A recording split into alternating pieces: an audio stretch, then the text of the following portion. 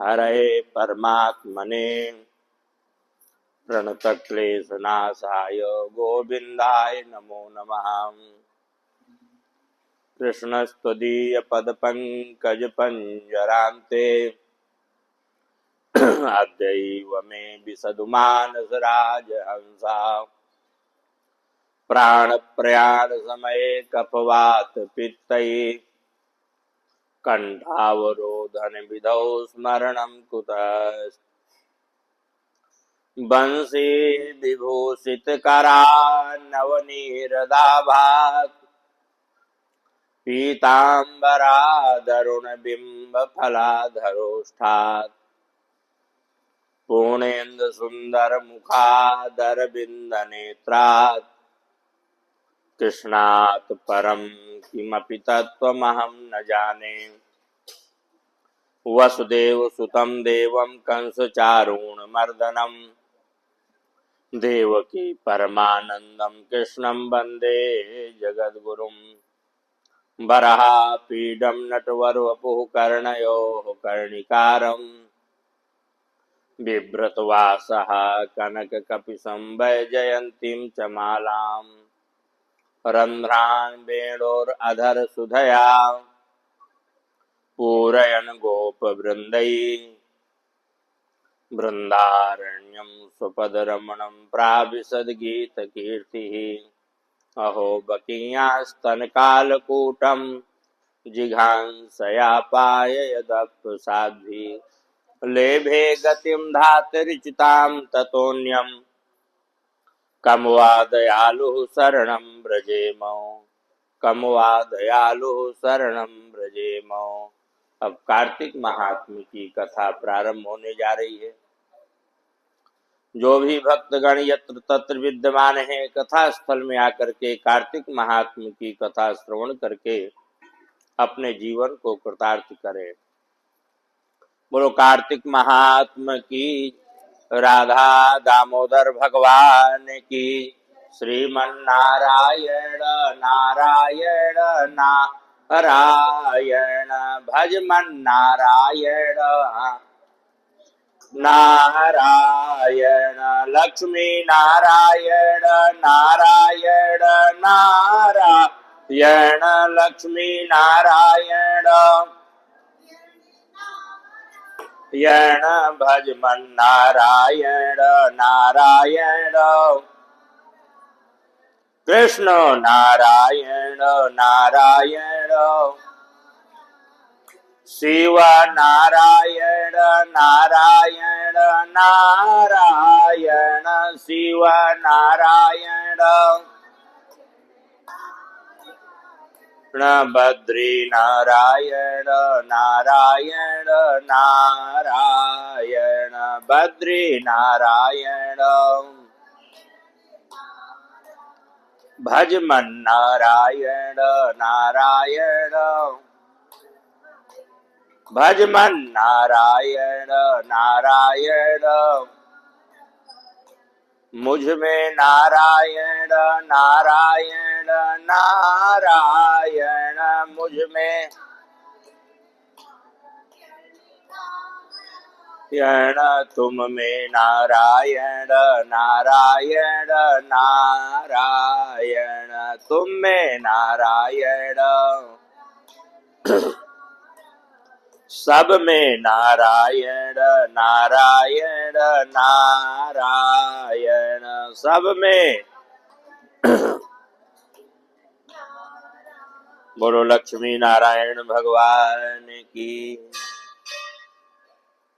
अदिति के पुत्रों का जो राज्य है दिति के पुत्रों ने छीन लिया। अदिति के पुत्र कौन? देवता। और दिति के पुत्र हैं राक्षस। उन्होंने सारा राजकाज छीन लिया। बड़े दुखी उनकी मां तपस्या कर रही हैं भगवान की। अब तपस्या का जैसे पता चला दैत्यों को, राक्षसों को, तो सभी देवताओं का स्वरूप बना करके उनकी तपस्या भंग करने के लिए अदिति के पास पहुंच जाते। कहते हैं मां तुम तपस्या मत करो, शरीर का रक्षण करो, देखो तुम्हारा शरीर कितना दुबला पतला हो गया है।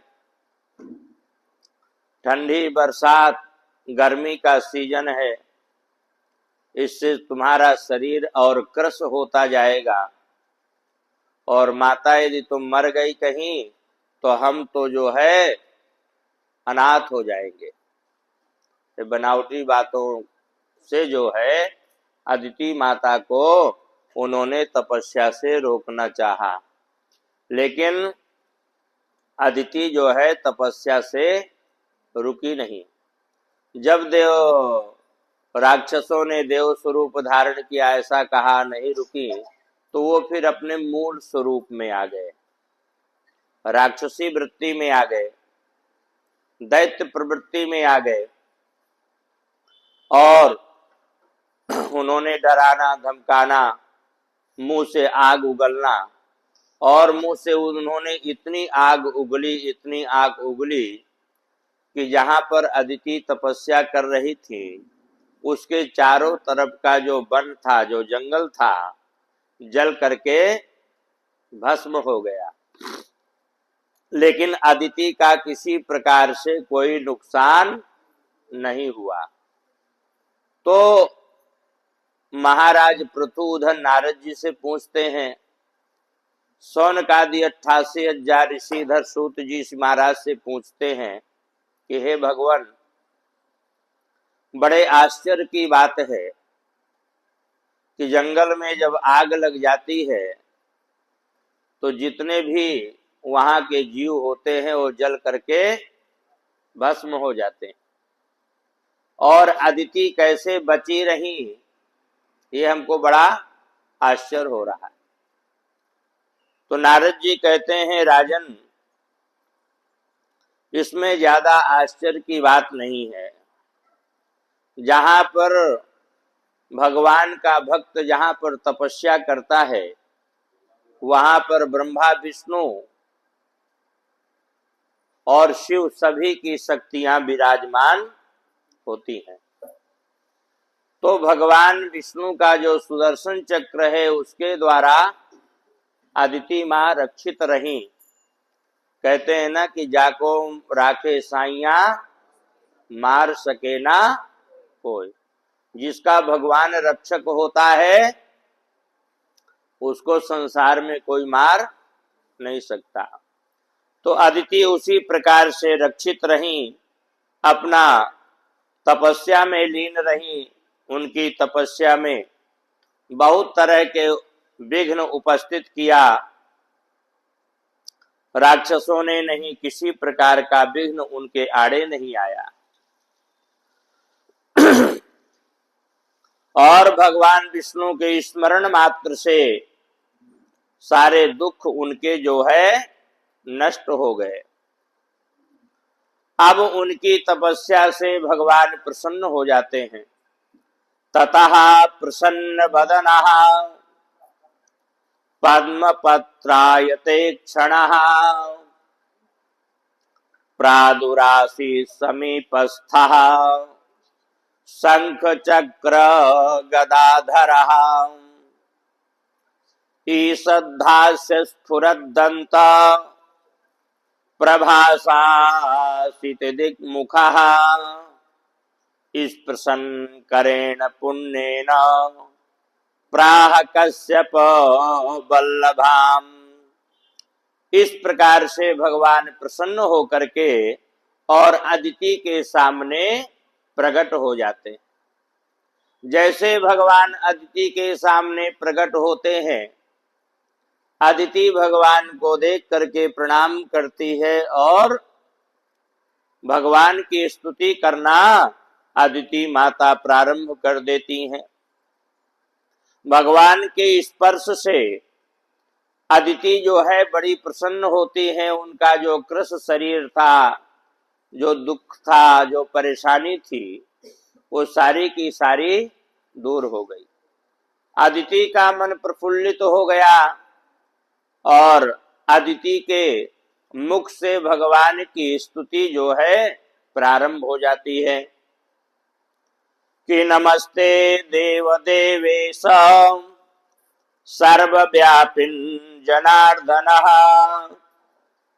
सत्त्वादिगुण भेदेन लोक व्यापार कारणम नमस्ते बहुरूपाय अरूपाय नमो नमः सर्वेकाद्भूत रूपाय निर्गुणाय गुणात्मने नमस्ते लोकनाथाय परम ज्ञान रूपिणे सद्भक्त जन वात्सल्य शालिने मंगलात्मने यस्यावतार रूपाणि अर्चयन्ति मुनीश्वरा तमादि पुरुषं देवं नमाभीष्टार्थ सिद्धये यं न जानन्ति सुतयो यं न जानन्ति सूरयः तं नमामि जगद्हेतुं मायिनं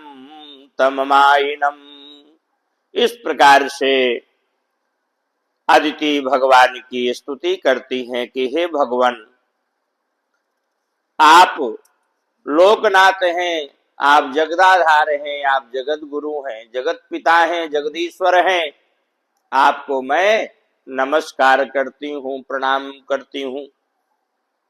जिनके अवतार को मुनि लोग पूजते हैं, जब आप अवतार लेते हैं तो मुनि जिनके चरित्रों का गान करते हैं, जिनकी पूजा करते हैं, अभीष्ट देने वाले हैं आदि पुरुष, आपको नमस्कार है।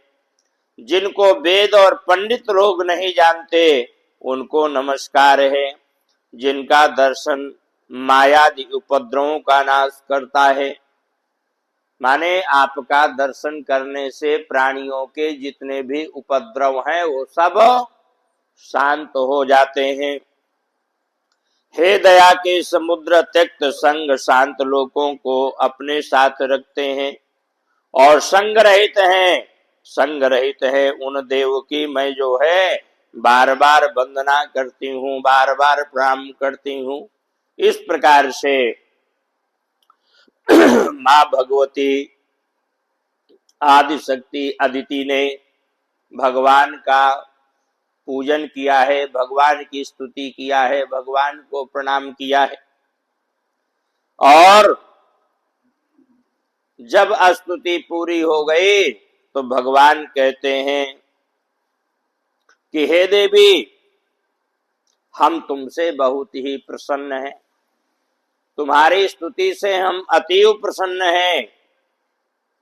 अंतर्यामिन जगद रूप सर्वभूत परेश्वरा तवाज्ञातं किमस्ति है किं मां मोहेस्मि प्रभो तथापि तौ वक्ष्यामि यन्मे मनसि वर्तते वृथा पुत्रास्मि देवेश रक्षोभिः परिपीडिता।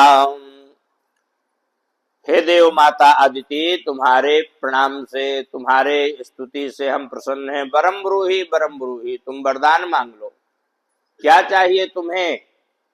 तो अदिति कहने लगी कि हे देव, यदि आप मेरे ऊपर प्रसन्न हैं तो मेरे लड़कों का जो राज्य है दैत्यों ने जो छीन लिया है, वो मेरे लड़कों का राज्य आप वापस करवा दीजिए। और एक बात का आप ध्यान रखिएगा, वो भी मेरे पुत्र हैं। कौन?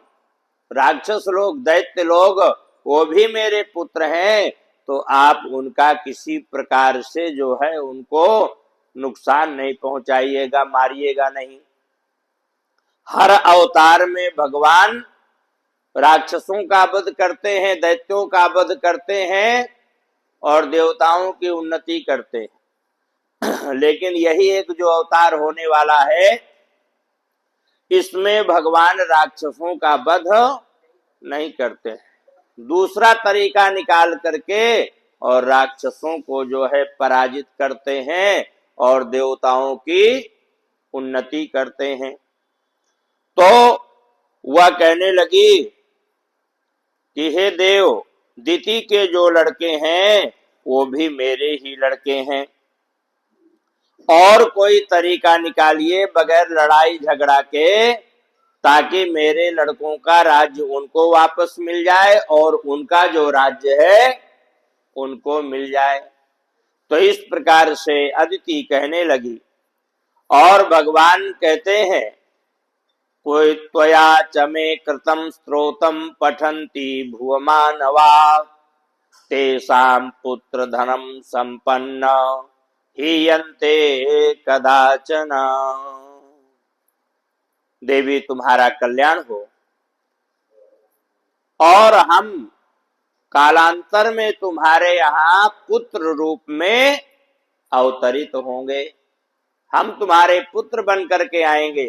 जब हम तुम्हारे पुत्र बन करके आएंगे तब हम तुम्हारे लड़कों का उद्धार करेंगे।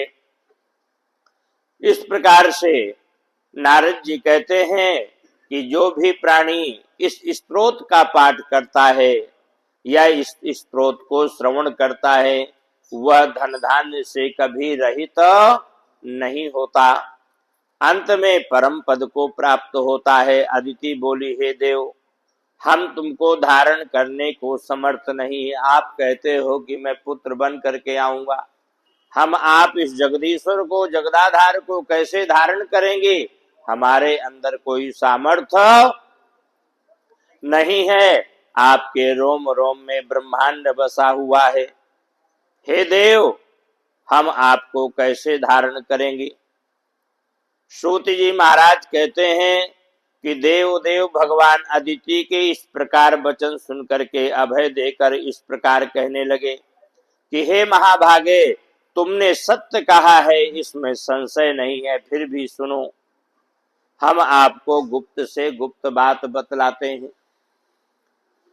हे देवी, राग शत्रु भाव रहित मेरे भक्त पाप रहित सदा मुझे धारण करते हैं और जो माता पिता गुरु अतिथि इनके जो भक्त होते हैं, इनकी जो पूजा करते हैं, वह प्राणी सदा मुझे धारण करते हैं। पुण्य तीर्थ सत्संग लोक के अनुग्रह में प्राप्त वह प्राणी हमेशा मुझे धारण करते हैं। जो तुलसी गौ और जो मेरे नाम का स्मरण करता है, हरि शरणम हरि शरणम हरि शरणम हरि शरणम,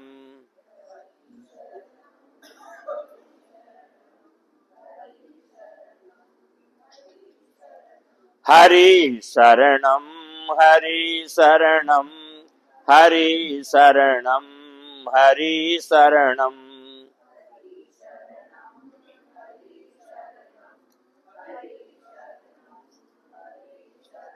हरि शरणम हरि शरणम हरि शरणम हरि शरणम।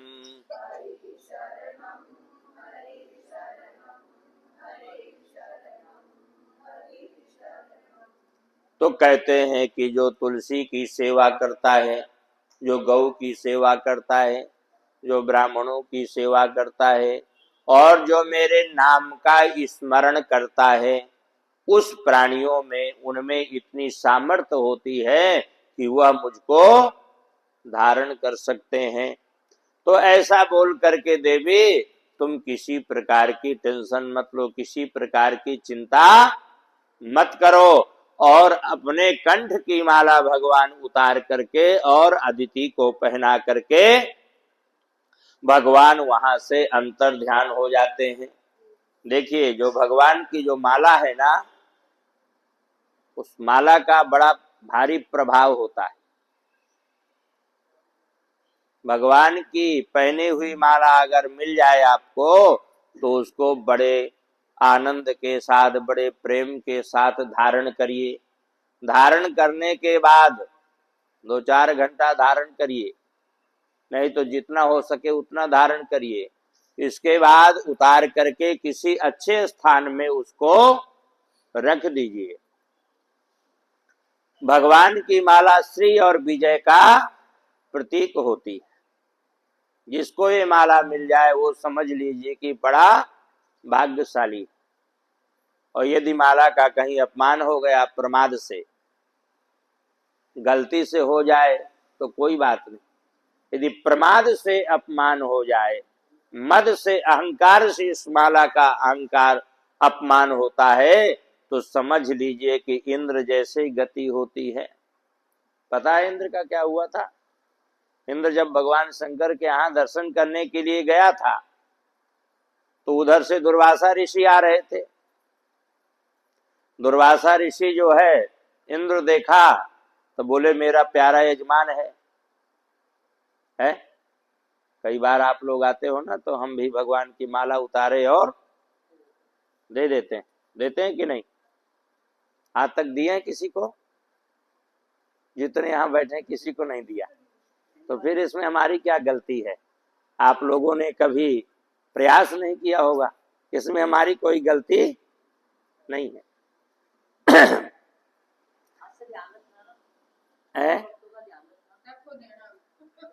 नहीं देंगे तभी जब ऐसा कोई मौका आएगा, है?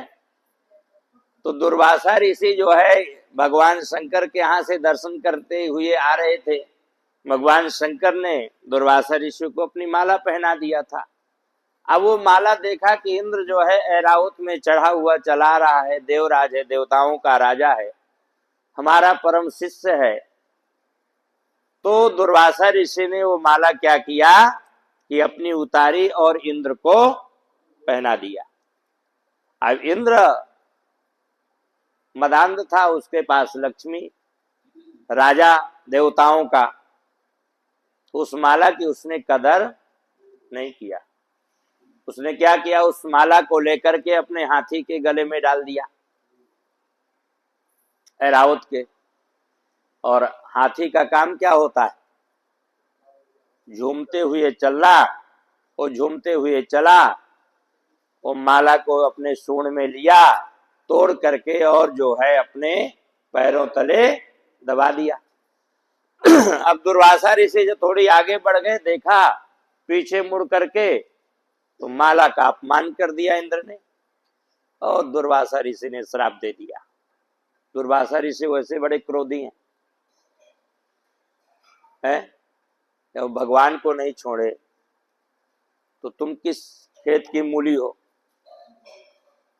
तो इंद्र को श्राप दे दिया, जाओ तुम श्रीहीन हो जाओ। इंद्र 1000 साल तक कमल की नाल में उल्टा लटका रहा।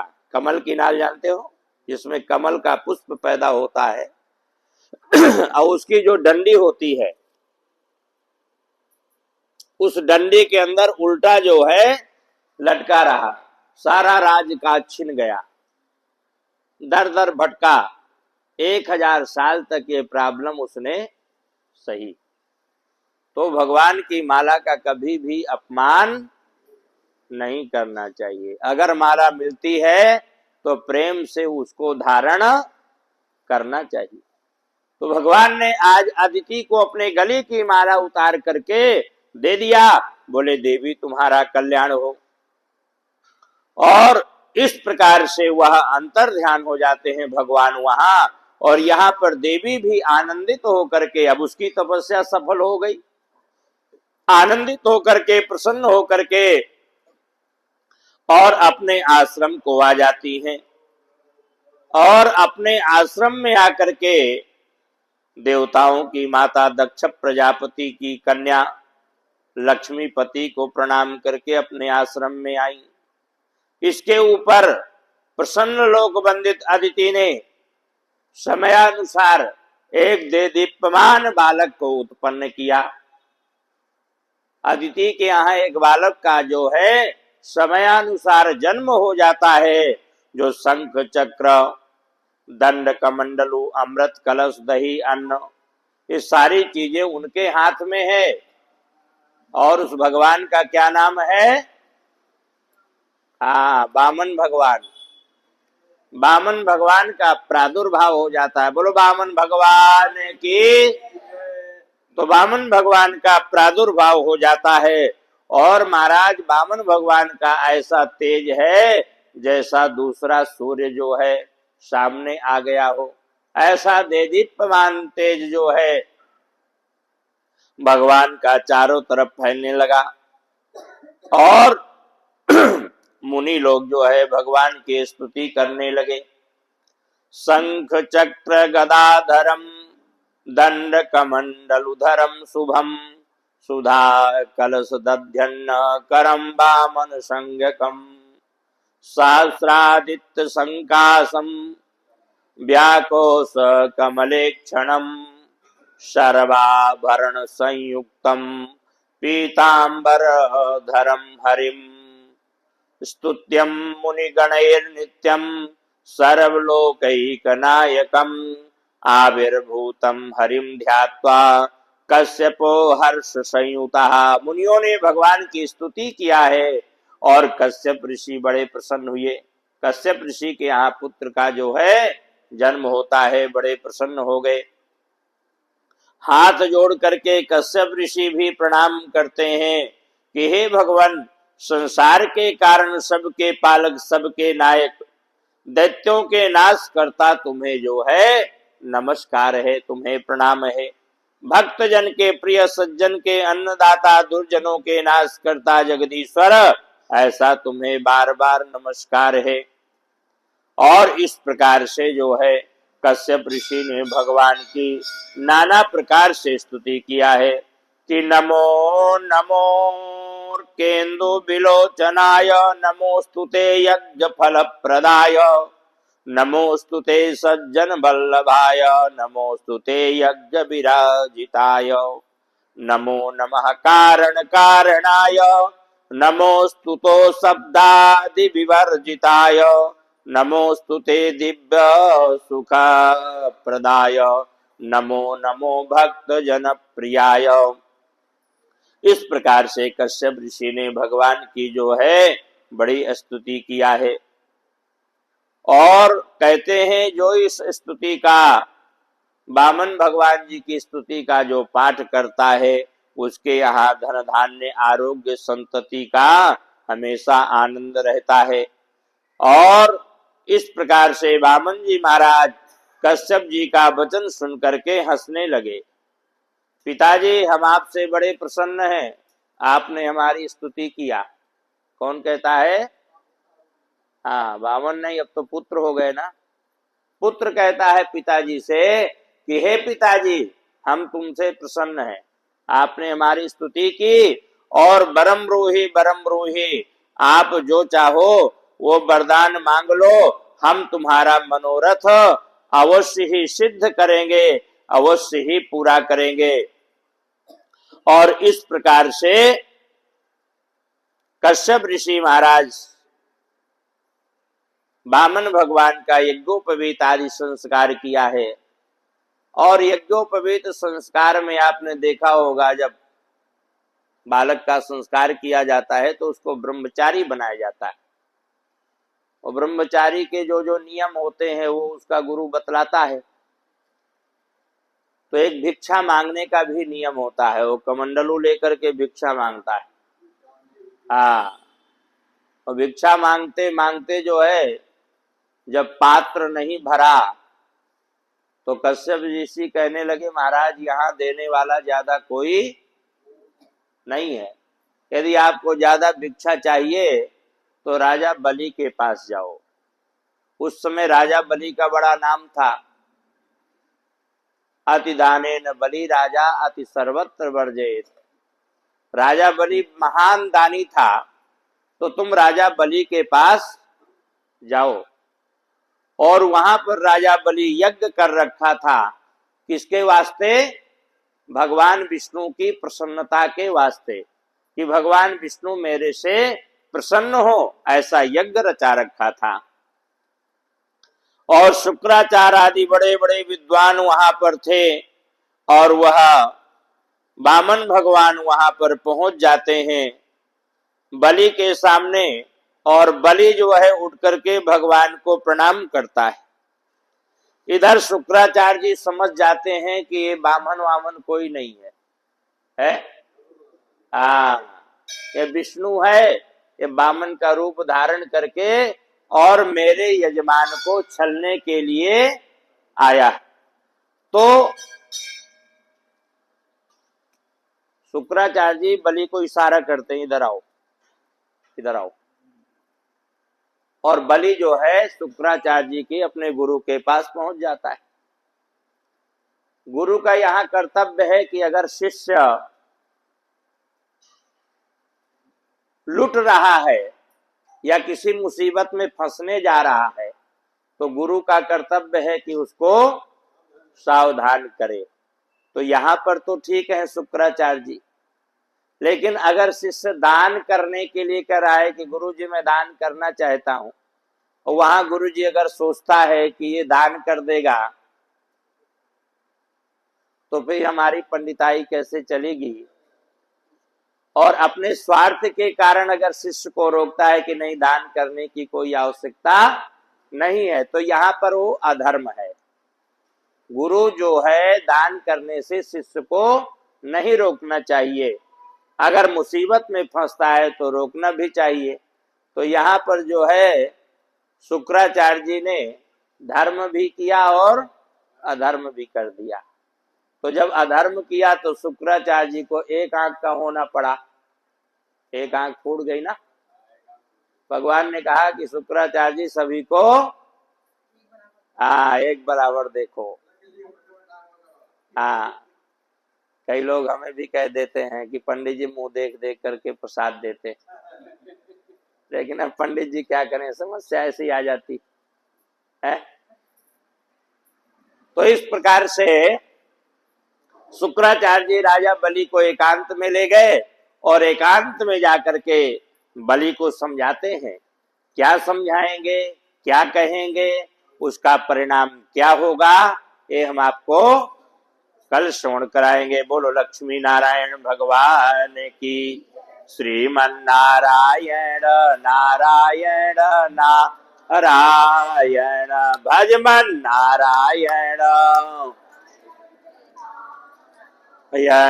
लक्ष्मी नारायण।